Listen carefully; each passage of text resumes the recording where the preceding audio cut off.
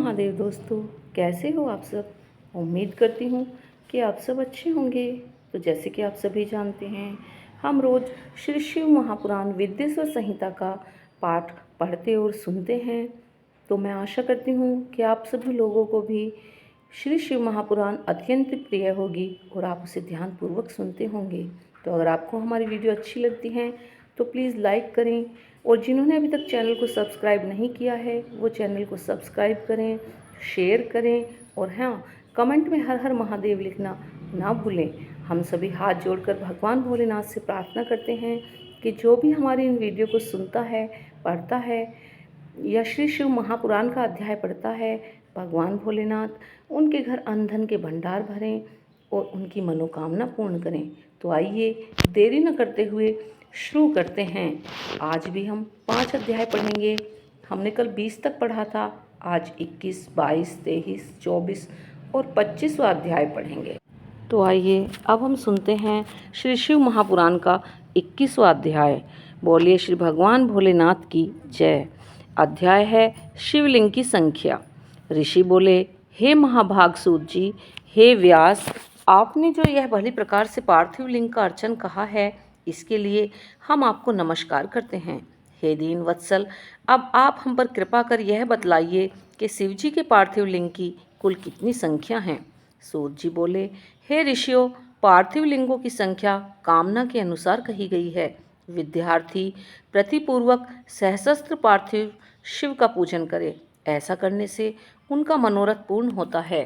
धन के इच्छुक 500 शिवलिंग का पूजन करें और पुत्र के इच्छुक 1500 का पूजन करें, तथा वस्त्र चाहने वाले को 500 पार्थिव लिंग बनाकर पूजन करना चाहिए। मोक्ष के इच्छुक को 1 करोड़, भूमि के इच्छुक को 1 सहस्त्र, दया के इच्छुक को 3 सहस्त्र, तीर्थ की कामना वाले को 2 सहस्त्र, तथा इसी प्रकार जिसकी जैसी कामना हो उसके अनुसार वेदोक्त विधि से उतनी उतनी संख्या में पार्थिव लिंग की पूजा करें। पार्थिव की पूजा करोड़ों यज्ञ का फल देने वाली है तथा कामार्थी मनुष्य को भक्ति और मुक्ति देने वाली है, परंतु जिसका समय बिना लिंग पूजा के ही व्यतीत होता है वह तो महान दुष्ट और दुरात्मा है और उसकी महान हानि होती है, क्योंकि एक और सब दान और विविध प्रकार के व्रत तथा तीर्थ, नियम और यज्ञ हैं और एक और सिर्फ शिवलिंग की पूजा है।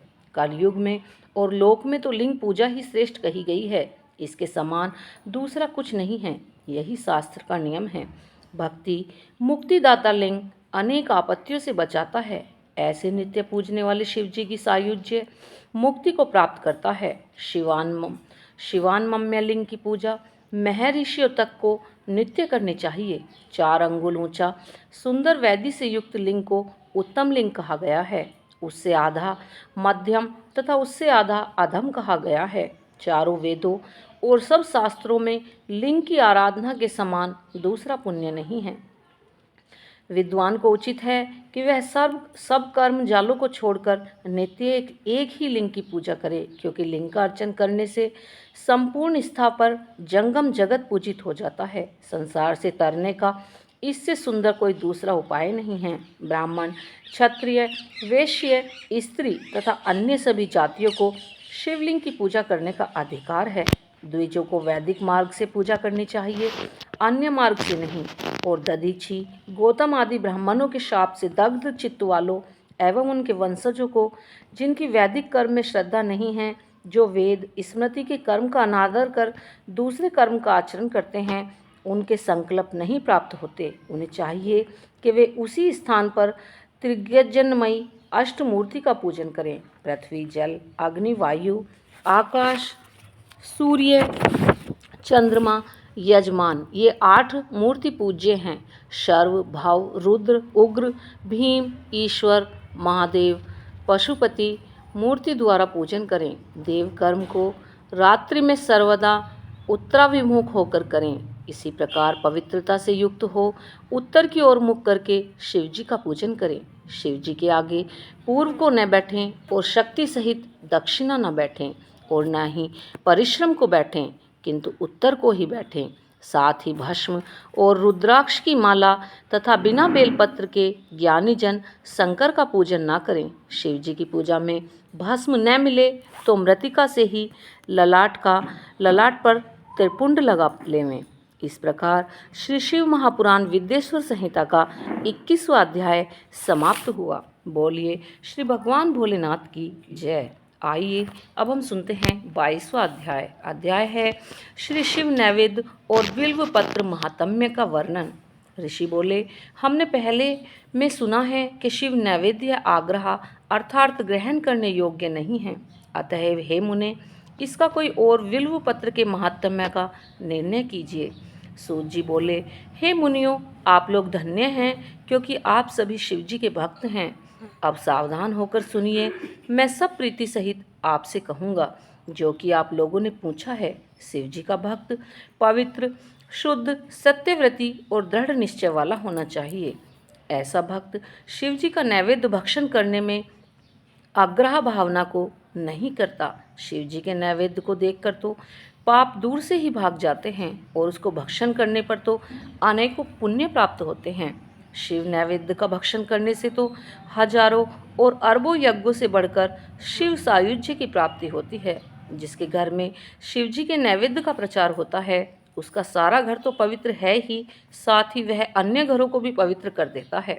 अतः शिव नैवेद्य को आया हुआ देखकर प्रसन्नतापूर्वक उसे सिरोधार्य कर शिव जी का स्मरण करता हुआ बड़े प्रयत्न से उसे भक्षण करना योग्य है। शिव नैवेद्य को आग्रह समझकर उसे ग्रहण करने में जो विलंब करता है उस मनुष्य को पाप लगता है, वह बड़ा पापी और नरक में जाता है। जो शिव नैवेद्य के ग्रहण की इच्छा नहीं करता, शिव दीक्षा से दीक्षित भक्त को शिव नैवेद्य भक्षण करना बड़ा शुभप्रद है। शिव नैवेद्य ग्रहण कर ब्रह्म हत्यारा भी पवित्र हो जाता है। और हाँ, जहाँ चांडालों का अधिकार है वहाँ मनुष्य को भक्षण नहीं करना चाहिए, तथा चांडालों का अधिकार नहीं है वहाँ का प्रसाद भक्तिपूर्वक भक्षण करना चाहिए। बाणलिंग, लोहलिंग, सिद्धलिंग और स्वयंभूलिंग तथा संपूर्ण प्रतिमाओं में चांडाल का अधिकार नहीं है। हे मुनीश्वरों, लिंग के ऊपर का द्रव्य अवश्य ही आग्रह है, किंतु जो लिंग स्पर्श से अलग है वह पवित्र है। हे मुनियों, यह तो मैंने आप लोगों से शिव नैवेद्य का निर्णय कहा। अब विल्व पत्र का महात्म्य सुने। यह विल्व महादेव जी का स्वरूप है और इसकी देवताओं ने भी बड़ी स्तुति की है।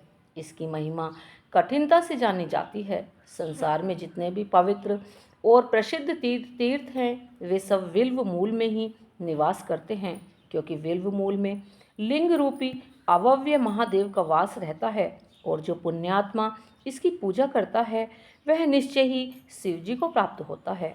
ऐसे ही विल्व मूल में जो शिव जी को जल चढ़ाता है मानो वह सब तीर्थों में स्नान कर चुका हो और वह पृथ्वी में पवित्र है। जो मनुष्य विल्व मूल को गंध पुष्पादि से पूजता है वह शिवलोक को प्राप्त होता है तथा उसे संतान और सुख की वृद्धि होती है। जो आदर पूर्वक विल्व मूल में दीपक जलाता है, उसकी शाखा को लेकर हाथ से उसके नवीन पत्ते ग्रहण कर विल्व की पूजा करता है वह सब पापों से छूट जाता है। तथा जो विल्व मूल में किसी शिव भक्त को भक्तिपूर्वक भोजन कराता है उसे एक के भोजन का करोड़ गुना फल मिलता है। जो विल्व मूल में दूध घी सहित अन्न किसी शिव भक्त को देता है वह कभी दरिद्र नहीं होता। हे ब्राह्मणों, इस प्रकार का विल्व पूजन प्रवृत्ति और निर्वृत्ति दोनों धर्मों को देने वाले के लिए उत्तम है। तो इस प्रकार श्री शिव महापुराण विद्येश्वर संहिता का 22वां अध्याय समाप्त हुआ। बोलिए भगवान भोलेनाथ की जय। तो आइए अब हम सुनते हैं 23वां अध्याय। अध्याय है शिव नाम की महिमा का वर्णन। ऋषि बोले, हे महाभाग सूत जी, आपको नमस्कार है। अब आप हमें भस्म की महिमा सुनाइए तथा रुद्राक्ष का महात्म्य और शिव जी के उत्तम नाम का महात्म्य भी कहिए, जिसे सुनकर हमारा चित्त प्रसन्न हो। सूत जी बोले, हे ऋषियों, आप लोगों ने बड़ी उत्तम बात पूछी है। आप धन्य हैं, पवित्र और कुल के भूषण हैं, क्योंकि लोक में जिन्हें शिव जी ही परम प्रिय हैं, जिनके साक्षात शिव ही परम देवता हैं, वे धन्य हैं और कृतार्थ हैं। उनका देह धारण करना सुफल है। जो शिव जी की उपासना करते हैं, मानो उन्होंने अपने कुल का उद्धार कर लिया हो। उसी का मुख पवित्र है जो शिव शिव कहता हुआ सर्वदा शिव जी को नमस्कार करता है। हे ऋषियों, शिव जी का नाम, विभूति और रुद्राक्ष, ये तीनों महापुण्य रूप त्रिवेणी फल के समान कहे गए हैं। जो इन तीनों को नित्य अपने शरीर में धारण किए रहता है, उसके दर्शन से पाप दूर हो जाते हैं। उनका दर्शन त्रिवेणी के समान है, इसमें कुछ भी अंतर नहीं है। तथा जो इस प्रकार नहीं जानता, वह निसंदेह पापी है। जिसके मस्तक में विभूति नहीं है और अंग में रुद्राक्ष नहीं है तथा जिसके मुख में शिव नाम की वाणी नहीं है, उसे अधम के समान त्याग देना चाहिए। शिव जी का नाम गंगा, विभूति यमुना और रुद्राक्ष पाप नाशनी सरस्वती है। और जिसके शरीर में ये तीनों हैं, ऐसे भक्त के दर्शन से त्रिवेणी के स्नान के समान फल प्राप्त होता है। जब जगत के हितकारी श्री ब्रह्मा जी ने इसकी तुलना की तो ये तीनों समान सिद्ध हुए। अतएव पंडितों को सदा विभूति धारण करनी चाहिए। उसी दिन से ब्रह्मा आदि देवों ने इन तीनों को धारण किया, जिनके दर्शन से पाप नाश हो जाते हैं। हे ब्राह्मणों, सत असत के परे श्री महेश्वर के बिना इस ब्रह्मांड में क्या संपूर्णता है जिससे इन तीनों का महात्म्य जाना जा सके। केवल एक शिव नाम ही ऐसा है जिसका स्मरण करते ही पापों के पर्वत अनानास ही भस्म हो जाते हैं। इसमें कुछ संदेह नहीं है। हे शौनक, जितने भी पाप मूल अनेक प्रकार के दुख हैं, वे केवल एक शिव जी के ही नाम से नष्ट होते हैं, अन्य किसी से नहीं। वही वैदिक, वही पुण्यात्मा, वही पंडित और वही धन्य है जो मनुष्य इस पृथ्वी पर शिव जी के नाम जप में आसक्त रहता है। हे मुनि श्रेष्ठ, जिनको शिव जी के नाम जप में विश्वास होता है, वे दिन रात उसी में लगे रहते हैं, क्योंकि शिव नाम से जितने पातक नष्ट होते हैं, संसार में मनुष्य उतने ही पाप नहीं कर सकता। शिव नाम रूपी नौका को पाकर मनुष्य संसार रूपी सागर से तर जाता है। ब्रह्म हत्यादि अनंत पापों की राशि शिव नाम के लेते ही शीघ्र नष्ट हो जाती है। जो पाप रूपी अग्नि से पीड़ित हुए हों, उन्हें शिव नाम रूप अमृत का पान करना चाहिए, क्योंकि पाप रूप देवाग्नि से तृप्त हुए को उसके बिना शांति प्राप्त नहीं होती।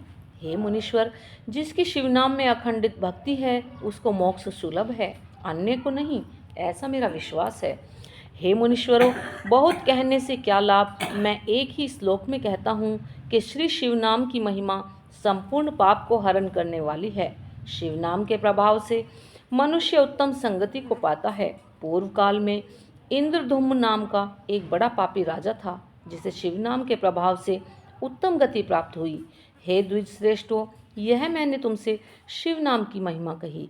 अब आप संपूर्ण पवित्रों का भी पवित्र भस्म महात्म्य सुनिए। इस प्रकार श्री शिव महापुराण विद्येश्वर संहिता का 23वां अध्याय समाप्त हुआ। बोले श्री भगवान भोलेनाथ की जय। तो आइए अब हम सुनते हैं 24वां अध्याय। अध्याय है भस्म की महिमा का वर्णन। श्री सूत जी बोले, संपूर्ण मंगल को देने वाली भस्म 2 प्रकार की होती है, एक महाभस्म, दूसरी स्वल्प भस्म। महाभस्म नाना प्रकार की होती है, जो श्रोत, स्मार्त और लौकिक भेद से वह भस्म 3 प्रकार की होती है, तथा स्वल्प संज्ञक भस्म भी बहुत प्रकार से कही गई है। इसमें श्रोत और स्मार्त भस्म जो द्विजों के लिए है और लौकिक भस्म दूसरों के लिए है। द्विजों को मंत्र द्वारा भस्म धारण करनी चाहिए और दूसरों को बिना मंत्र के ही भस्म धारण करना है। गोबर से सनी हुई भस्म को आग्नेय कहते हैं और इससे भी त्रिपुंड किया जाता है, परंतु विद्वानों को अग्नि हवन से उत्पन्न हुई भस्म को धारण करना चाहिए। वर्णाश्रमी को उचित है कि वह आलस्य रहित हो, नित्य भस्म से उद्दोलन और तिरछा त्रिपुंड धारण करे। इससे अर्थात शिव और विष्णु से संयुक्त होने के कारण उस पर उमा, लक्ष्मी तथा औरों से वह नित्य प्रशंसनीय होता रहता है। ब्राह्मण, क्षत्रिय, वैश्य, शूद्र, शंकर वर्ण तथा अपभ्रंश से ही उत्पन्नों ने त्रिपुंड द्वारा भूषण, भस्म और उद्दोलन धारण किया है। जो भस्म और त्रिपुंड को श्रद्धा सहित धारण करता है, वह वर्णाश्रमी नहीं है। उनको 100 करोड़ कल्प में भी शिव ज्ञान की प्राप्ति होती है। वे महापातकों से युक्त होते हैं, ऐसा शास्त्र का निर्णय है। उनका किया हुआ सारा कर्म विपरीत फलदायक होता है। हे मुनि श्रेष्ठ, जो प्राणी पापी है उनको भस्म और त्रिपुंड से द्वेष होता है, परंतु जो आत्मज्ञानी पुरुष है वह शिवाग्नि से शयोषित मंत्र द्वारा भस्म लेकर लगाता है और वह भस्म के स्पर्श मात्र से सारे पापों से छूट जाता है। जो तीनों संध्याओं में श्वेत भस्म से त्रिपुंड लगाता है वह सब पापों से छूटकर शिवजी के साथ आनंदित होता है। यदि भस्म से स्नान ना किया हो तो षडाक्षर का जप ना करें, भस्म का त्रिपुंड धारण कर ही विधि पूर्वक जप करें। निर्दयी, अधम या सब पापों से पूर्ण भी हो, वासनायुक्त, मूर्ख या पतित जैसा भी हो, विभूति धारण करने वाला जिस देश में निवास करता है वहाँ सभी तीर्थों और यज्ञों का निवास होता है। अधिक और मैं क्या कहूँ, विद्वानों को सदैव भस्म धारण करना, लिंग का पूजन करना, षडाक्षर मंत्र का जप करना चाहिए। हे मुनिवरों, मैं तो क्या, ब्रह्मा, विष्णु, रुद्र, मुनि और देवता भी भस्म धारण के महात्म्य को कहने में असमर्थ हैं। भस्मधारी को ताड़ना देना मतलब बहुत पाप है। मानोस्तों को इस मंत्र से मंत्रित भस्म को धारण करना चाहिए। ब्राह्मण, क्षत्रिय और भक्तिमान पुरुष यह कहकर अपने अंगों में भस्म लगावें तथा त्र्यंबकम मंत्र से वैश्य और पंचाक्षर मंत्र से शूद्र लगावें तथा अन्य विधवा स्त्रियों को भी शूद्र की तरह विधि कही गई है। अघोर मंत्र से वनवासी और यति प्रणव मंत्र से त्रिपुंड आदि धारण करें। जो वर्णाश्रम को पार कर चुके हैं वह शिवोहम मंत्र से तथा शिव योगी ईशान मंत्र से भस्म धारण करें। किसी भी वर्ण को भस्म का त्याग बिल्कुल भी नहीं करना चाहिए, ऐसी शिवजी की आज्ञा है। भस्म और त्रिपुंडधारी सभी पातकों से मुक्त हो जाते हैं। भस्म का धारण करने वाला विशेषकर स्त्री हत्या, गो हत्या, वीर हत्या और अश्व हत्या से छूट जाता है, इसमें कोई संदेह नहीं है। त्रिपुंड धारण करने वाला अपने से पहले हुए सहस्त्रों और होने वाले सहस्त्रों वंशधरों को तार देता है। संपूर्ण उपनिषदों को सार को बार बार अवलोकन कर यही एक निर्णय किया गया है कि त्रिपुंड धारण करने वाला सर्वश्रेष्ठ है। सब तीर्थों में जो पुण्य और फल है वह फल भस्म से स्नान करने वाले मनुष्य को प्राप्त होता है। भस्म स्नान परम तीर्थ है। भस्म स्नान दिन दिन गंगा का स्नान है। भस्म रूपी साक्षात शिव है तथा भस्म त्रिलोकी को पवित्र करने वाली है। भस्म स्नान के समान कोई और स्नान नहीं है। ध्यान, दान और जप भी नहीं है। जो नित्य त्रिपुंड धारण करता है वह भक्ति मुक्ति को पाने वाला सच्चा भक्त है। जिसके अंग में रुद्राक्ष और त्रिपुंड नहीं है उसका जन्म व्यर्थ है। त्रिपुंड में 3 रेखाएं होती हैं। बाहों के मध्य से प्रारंभ कर जहाँ तक बाहों का अंत हो उतने ही प्रमाण वाला त्रिपुंड धारण करें। मध्यमा तथा अनामिका से मध्य में प्रतिलोम से अंगुष्ठ द्वारा की हुई रेखा त्रिपुंड कहलाती है। 3 उंगलियों के मध्य से यत्न पूर्वक भस्म को लेकर भक्ति पूर्वक त्रिपुंड धारण करें तो भक्ति मुक्ति दायक होती है। इस प्रकार श्री शिव महापुराण विद्येश्वर संहिता का 24वां अध्याय समाप्त हुआ। बोले श्री भगवान भोलेनाथ की जय। आइए अब हम सुनते हैं 25वां अध्याय है रुद्राक्ष की महिमा।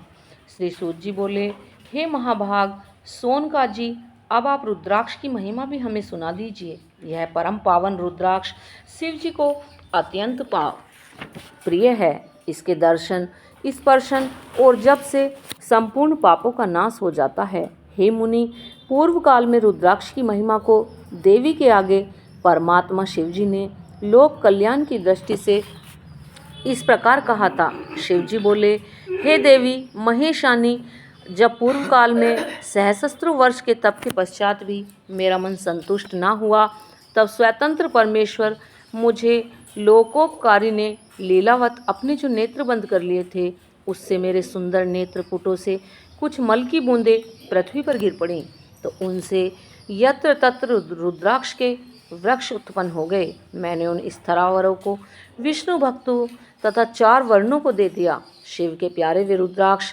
गौड़ देश की भूमि में मथुरा, अयोध्या, लंका, मलायचल, सहा पर्वत, काशी तथा दूसरे देशों में भी श्रुतियों द्वारा प्रेरित हुए, जिनसे पाप समूह के नाश की शक्ति विद्वान थी। जैसे ब्राह्मण, क्षत्रिय, वैश्य और शूद्र मेरी ही आज्ञा से उत्पन्न हुए, वैसे ही पृथ्वी में रुद्राक्षों के भी सुबाक्षु आदि उनकी जाति के भेद मेरी ही आज्ञा से हुए।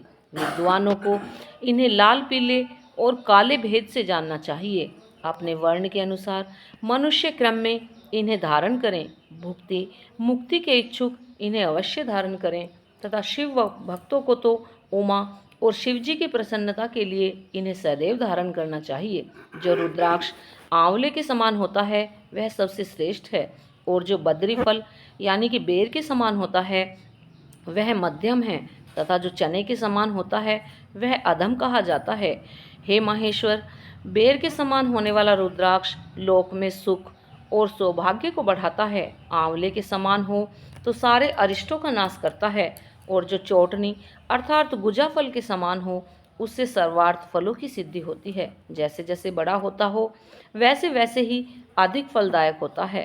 रुद्राक्ष धारण करने से सब पापों का नाश होता है। जिस रुद्राक्ष में स्वयं छिद्र हो वही श्रेष्ठ है, और जो मनुष्य द्वारा छेदा कर माला के योग्य बनाया गया है वह मध्यम है। बड़े से बड़े पाप रुद्राक्ष के धारण करने से नष्ट हो जाते हैं। 11 से रुद्राक्षों को धारण कर मनुष्य शिव रूप हो जाता है, और इसके संपूर्ण फल को 100 वर्षों में भी नहीं कहा जा सकता। जो 550 रुद्राक्षों का मुकुट धारण करता है वह भक्तिमान पुरुषों में महान है। जो 360 रुद्राक्षों के दाने की 3 लड़ी करके यज्ञोपवीत धारण करता है और भक्ति में तत्पर रहता है, शिखा में 3, वाम कान में 6 और दक्षिण में 6 रुद्राक्ष पहने, 101 कंठ में, 11 बाहों में कर्पूर और मणिबंध में। इसी प्रकार जो शिव भक्त अपने यज्ञोपवीत में 3 रुद्राक्ष धारण करता है और 5 कटी में धारण करता है वह शिव के समान स्तुत्य और प्रणाम करने योग्य है। इस प्रकार रुद्राक्ष धारण कर आसन पर स्थित हो शिव का उच्चारण करते हुए जो उनका ध्यान करता है उसके सारे पाप छूट जाते हैं। 100 या इससे अधिक हजार तक की विधि कही गई है। इसके अभाव में दूसरा प्रकार भी मैं आपको बताता हूँ। शिखा में 1, सिर में 30, गले में 50, दोनों भुजाओं में 16-16 मणिबंध, कलाई में 12, स्कंद अर्थात कंधों में 500 धारण करें और 108 का यज्ञोपवीत बनाएं। इस प्रकार जो दृढ़वत होकर 1000 रुद्राक्ष को धारण करता है उसको सब देवता नमस्कार करते हैं तथा वह शिव जी के समान है। शिखा में 1 रुद्राक्ष, मस्तक में 40, कंठ में 32, हृदय में 108, एक कान में 6-6 और भुजाओं में 16-16, हाथ में 12-12 अथवा 24-24 इतने रुद्राक्ष जो प्रतिपूर्वक धारण किए हैं वह भी शिव का जन है और निरंतर पूजनीय एवं स्तुत्य है। हे उमा, रुद्राक्ष मेरा मंगल चिन्ह है, स्वरूप है। सब आश्रमों, वर्णों तथा शूद्रों सभी को रुद्राक्ष धारण करना चाहिए। रुद्राक्ष धारण करने के अलग अलग मंत्र हैं, उन्हें पढ़कर धारण करें। त्रिपुंड, भस्म और रुद्राक्ष धारण करने वाले यमलोक नहीं जाते, परंतु जो नहीं धारण करते उन्हें शिवलोक की प्राप्ति कभी नहीं होती और वे यमलोक के भागी होते हैं। कैसा भी पाप हो, परंतु जो इन तीनों वस्तुओं को धारण करता है, हे महादेवी, वह मुझे प्यारा है। रुद्राक्ष द्वारा मंत्र जपने से कोटि गुना फल पुण्य होता है तथा उसके धारण करने से मनुष्य 10 कोटि गुना पुण्य प्राप्त करता है। हे देवी, त्रिपुंड सहित जिसके अंग में रुद्राक्ष होता है और जो मृत्युंजय का जापक होता है उसके दर्शन से शिव दर्शन का फल मिलता है। वह 5 देवताओं का विशेष प्यारा तथा सब देवों का प्रिय होता है। रुद्राक्ष की माला से सब मंत्र का जप किया जाता है। विष्णु आदि देवताओं के भक्त भी इसे धारण करें और रुद्र भक्त तो अवश्य ही सर्वदा रुद्राक्ष को धारण करें। रुद्राक्ष के और भी बहुत सारे भेद हैं, परंतु एक मुख वाला साक्षात भुक्ति मुक्ति को देने वाला है, शिव स्वरूप और ब्रह्म हत्या निवारक है। इससे सब पाप नष्ट हो जाते हैं और सब कामनाएं सिद्ध होती हैं। 2 मुख वाले से गो हत्यादिक पाप निवारण होते हैं। 3 मुख वाला साधनदायक, 4 मुख वाला स्वयं ब्रह्मा है और चतुर्वर्ग फलदाता है। कुल 14 मुख तक के रुद्राक्ष होते हैं जिनके अलग अलग महात्म्य हैं। ओम हिम नमः, ओम नमः, ओम क्लीम नमः, ओम हिम नमः, ओम हिम नमः, ओम हिम हुम नमः, ओम हुम नमः, ओम हुम नमः, ओम ह्रीं हुम नमः, ओम नमः, ओम ह्रीं हुम नमः, ओम क्रो शो रो नमः, ओम ह्रीं नमः, ओम नमः।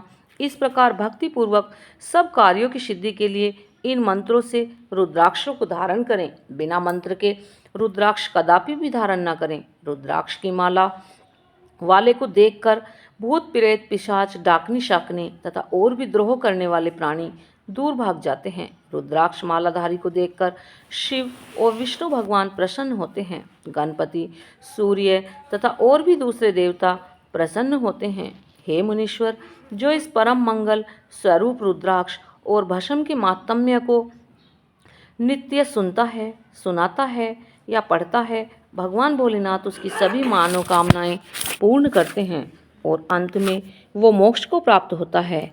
तो इस प्रकार हमारा 25वां अध्याय समाप्त हुआ। बोली भगवान भोलेनाथ की।